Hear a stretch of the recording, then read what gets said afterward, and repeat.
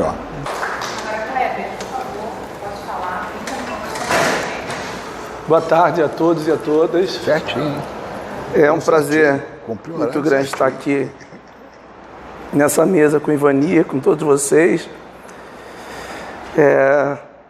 Ivani contou algumas coisas assim bem interessantes sobre a nossa caminhada. Meu primeiro contato com ele foi através do Binho Cultura, que é uma pessoa que caminha com a gente na nossa comunidade de fé. Eu sou pastor batista, na Barra da Tijuca.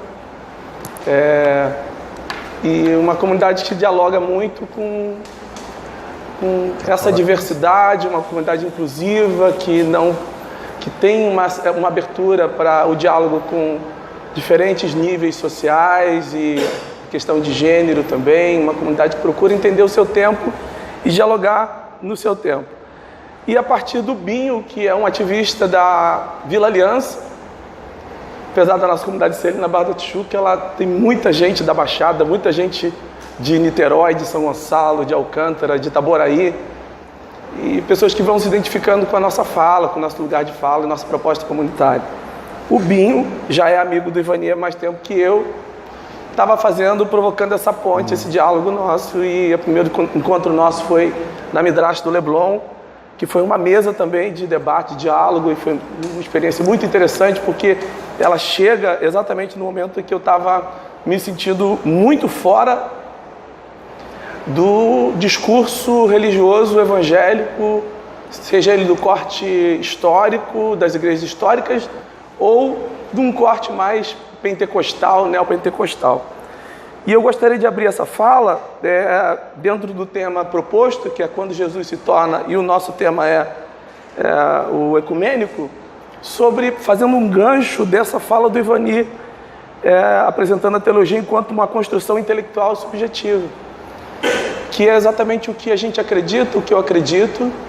Eu acredito que a teologia ela não vem sozinha, aliás, ela vem a reboque, ela é o resultado, especialmente a teologia que vem para o Brasil, que é sul-americana, a teologia que vem da Europa, é uma teologia que está forjada dentro de pressupostos, os mesmos pressupostos que forjam um pensamento europeu dominante no século XIX.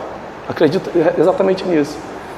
E até mesmo a forma de se ler o texto bíblico, a mensagem de Jesus, está profundamente comprometida com os interesses dessa ideologia, desse projeto de poder. Então, eu gostaria sobre isso fazer uma reflexão bíblica com vocês nessa tarde. Falando sobre quando Jesus se torna, eu gostaria de propor, inclusive, através de alguns textos bíblicos, sobre esse lugar de Jesus que se torna, de quando Jesus se torna. E o primeiro deles é um texto de Mateus capítulo 2, versículo 15, que diz: do Egito chamei meu filho. Isso nos dá uma margem para refletirmos exatamente sobre esse Cristo que se torna. É um Cristo que tem representações afetivas africanas. É um Cristo que cresce no continente africano. Um Cristo que tem representações sociais, as relações humanas, advinha do acolhimento africano, do colo da África. A família dele foi acolhida num tempo em que ele é exilado, é a África que acolhe. E eu queria sempre fazer um paralelo sobre o tipo de cristianismo e de ideologia que exclui seres humanos, que estabelece barreiras e fronteiras, que defende fronteiras. Nós vamos encontrar um Cristo que foi acolhido para além do seu ambiente, da sua geografia. A espiritualidade de Jesus, desse Cristo, tanto na esfera da subjetividade de transcendência, quanto na esfera da imanência, tem representações africanas. De maneira que eu gosto de pensar no Cristo, em Jesus, como um filho da África. Como um filho que é chamado da África para o mundo. Conquanto fosse da região ali da Palestina, mas o seu lugar de formação, ele se torna na África. Ele acontece no ambiente africano. Coisa que a Europa, porque o Cristo se tornou, ao longo dos tempos, ele se tornou uma entidade africana, uma representação europeia. Ele se torna uma representação de um projeto de poder africano. Ele fica branco, de olhos claros, ele vira um Jesus interessante, né? Com o cabelo, a performance, o olhar, a figura de Jesus. Ao longo da história, ela foi sendo transformada, foi sendo embranquecida. E é esse Jesus estabelecido da Europa que vai ser vendido, que vai chancelar, por exemplo, o projeto de colonização.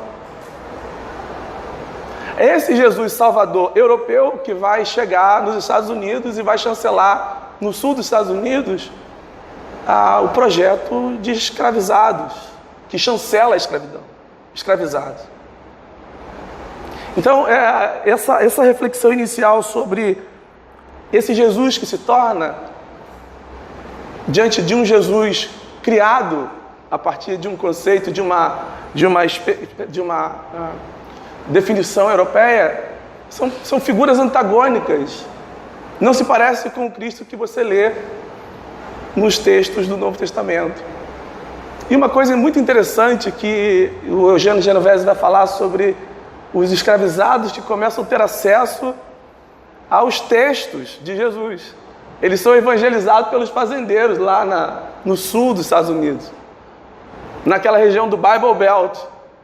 E a partir do momento em que eles têm acesso aos textos de Jesus, eles falam: olha, tem alguma coisa aqui diferente entre o que vocês falam de Jesus e a maneira como vocês nos tratam, com o Cristo exatamente como Ele é.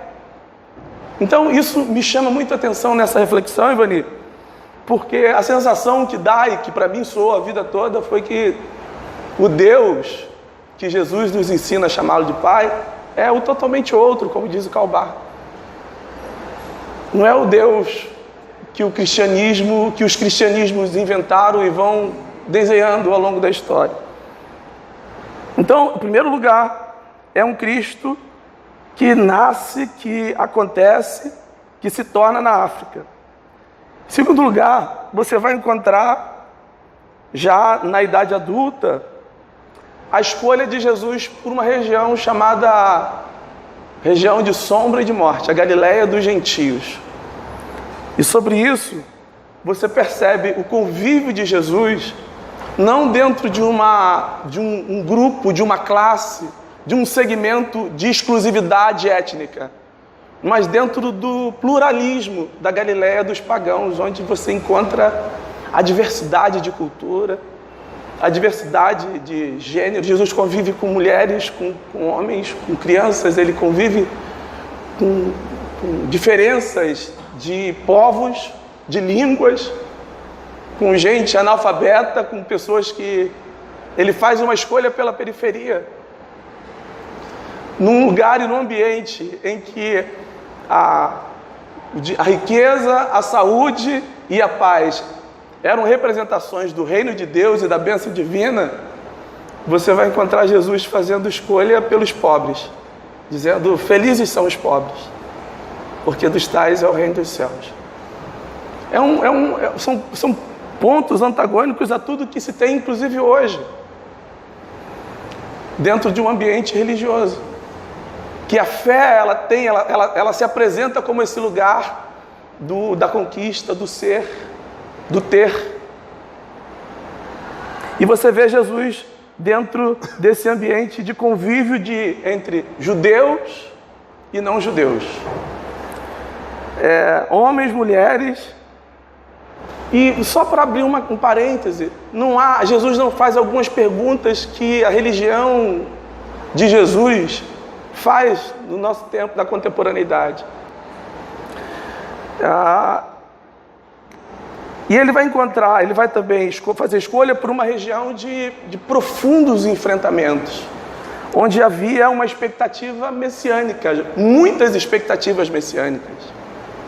E muitas figuras messiânicas emergem naquele ambiente de hostilidade, naquele ambiente de opressão política, naquele ambiente de opressão religiosa.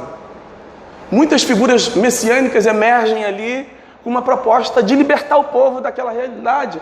E uma coisa que a gente está aprendendo muito com Mark Bloch é essa defesa, que essa oposição que ele faz, essa defesa e a pretensão da religião com relação à singularidade, achar um lugar comum, como se não houvesse questionamentos e pluralidades e figuras também messiânicas igualmente nos dias de Jesus.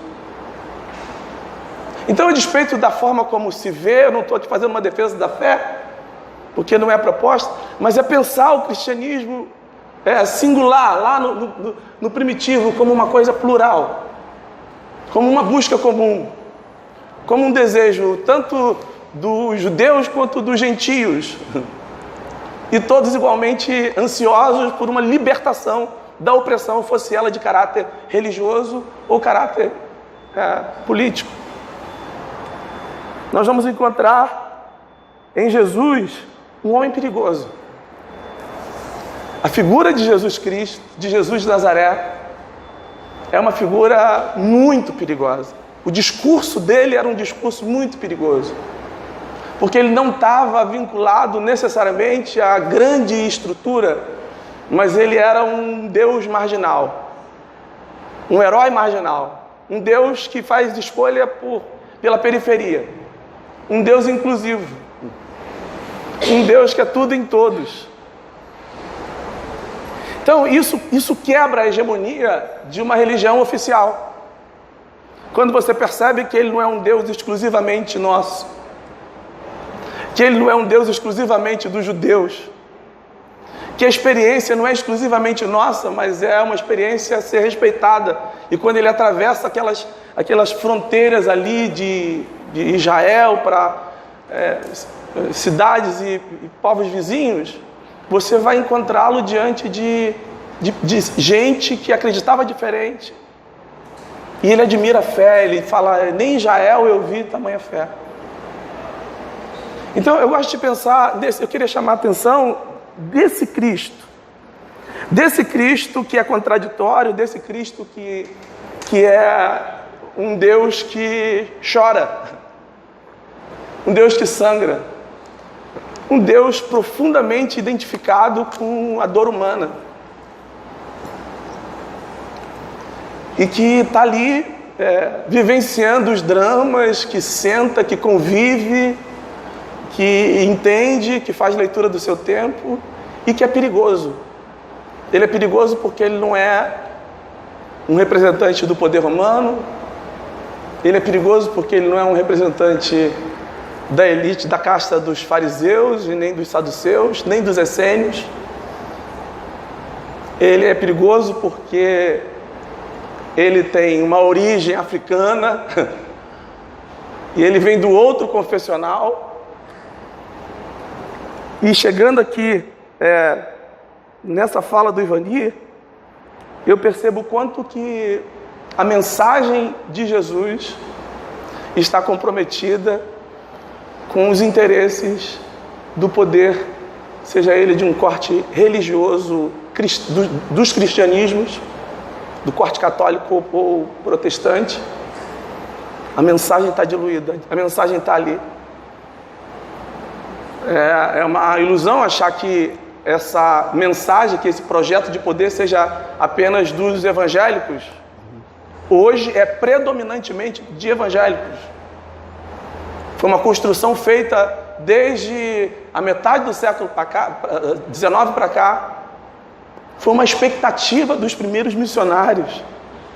Quando saem fugidos da guerra da secessão dos Estados Unidos, a expectativa deles era dar continuidade a uma coisa que estava dando muito certo para eles no sul dos Estados Unidos, lá no Bible Belt, e que eles perdem na guerra da secessão.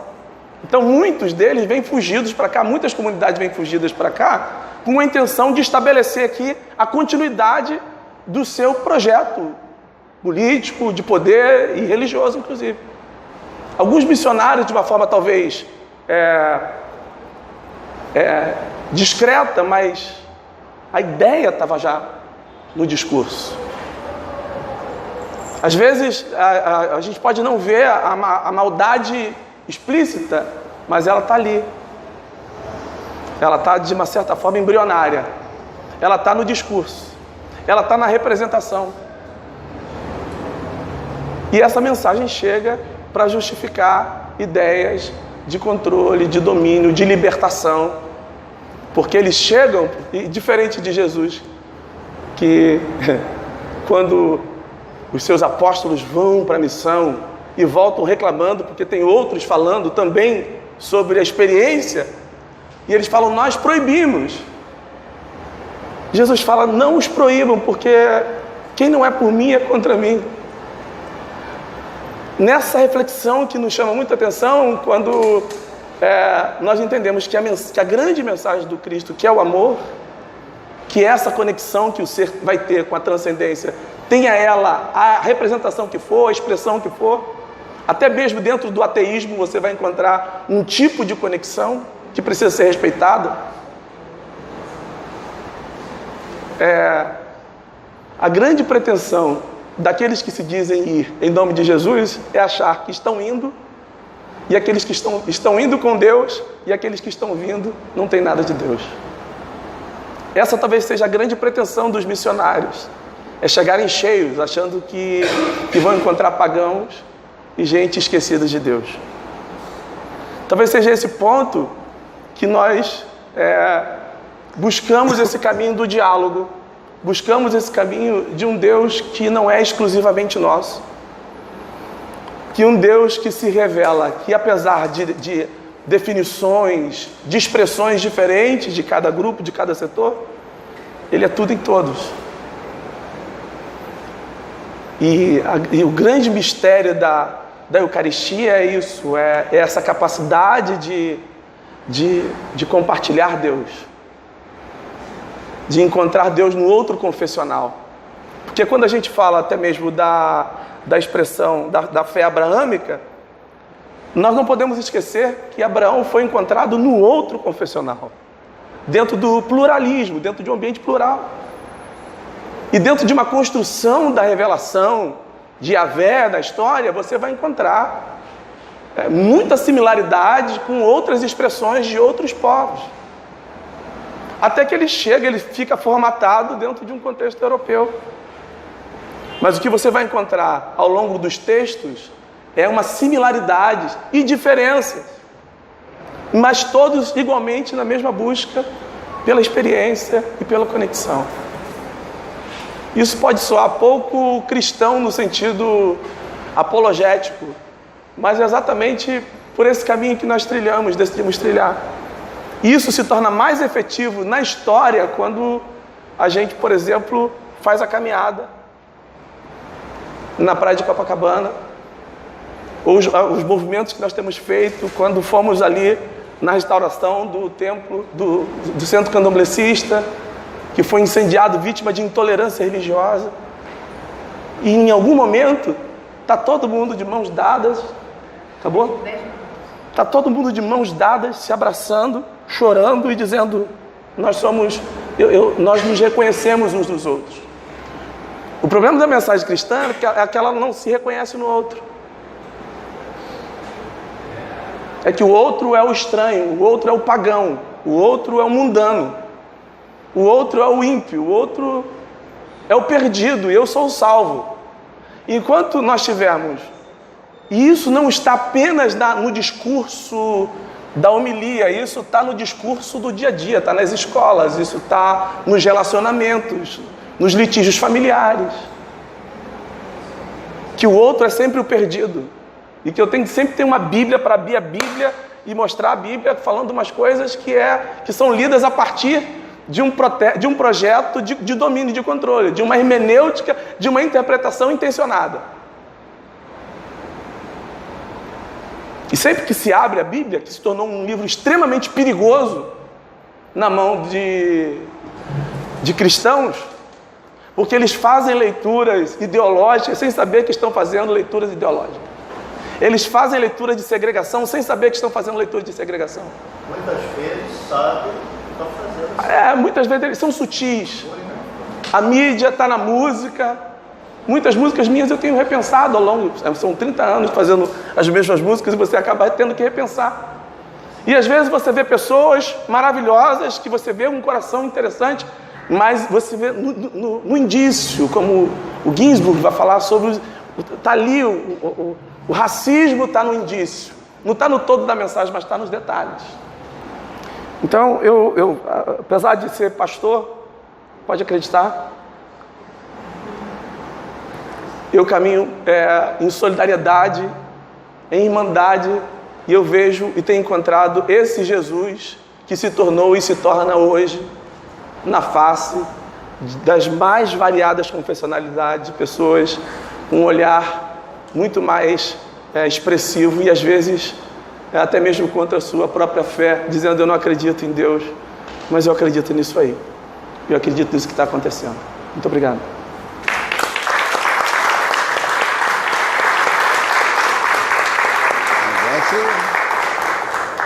Bem, temos meia hora aí para debates, então abro agora as perguntas, fazendo sempre rodada de 3 perguntas, ok? Alguém? Pode falar. Qual é o seu nome, querido? Hugo.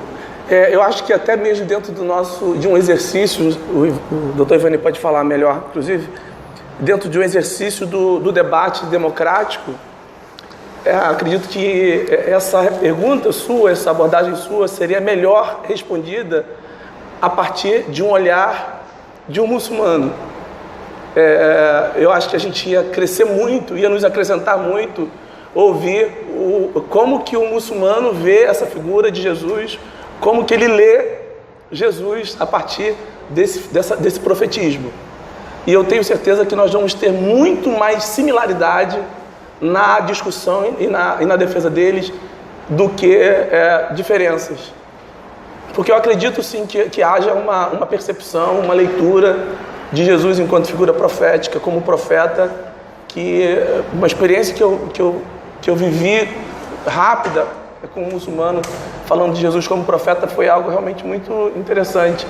E eu acho que a melhor pessoa seria alguém do ambiente para discordar, para falar sobre isso, discorrer sobre isso. Então, primeiro, tem uma questão que eu acho muito séria, que é a história do primeiro hebreu. O primeiro hebreu quem é? O Abraão. Isso quer dizer que nem o pai dele, nem a mãe dele era hebreu. Ou não é? Uhum. Se ele é o primeiro, mas ele não nasceu do ovo.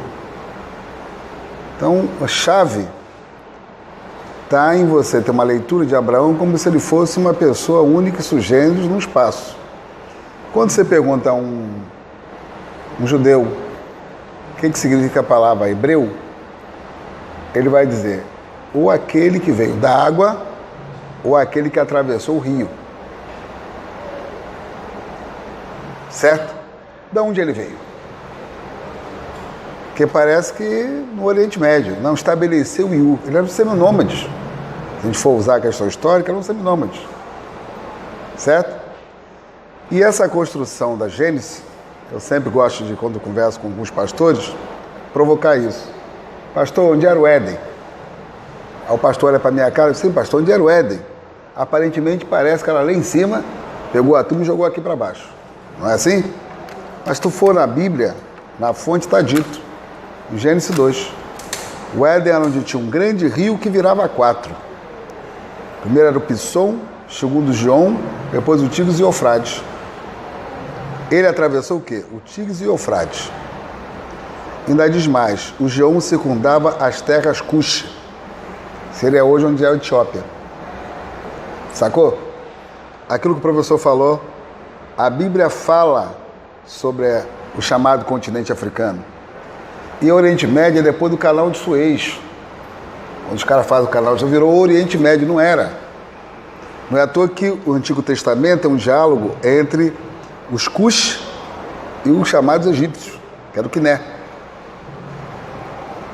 Ok? E aí aparece Abraão como primeiro hebreu. Ele deve ser de algum desses lugares. A minha suspeita é o acordo dele, eu converso ali com o Melquisedeque, que aparece lá, solta, onde ele pagava o esbulho, que virou o dízimo. Então tem muitas pesquisas que precisam ser feitas com relação a isso. que aí vai entender o que ele está dizendo. Não é à toa que a briga é quem é o primogênito. É Ismael ou... Exato. Depois a questão da família, virou escrava, será que era? Eles eram polígamos. Então tem toda uma construção feita. Se não entender essas construções e por que você tira a África, como ele disse, está lá dito. José pega o menino e leva para o Egito. Não é dito isso? Exatamente. O anjo falou e você tira o papel do oráculo.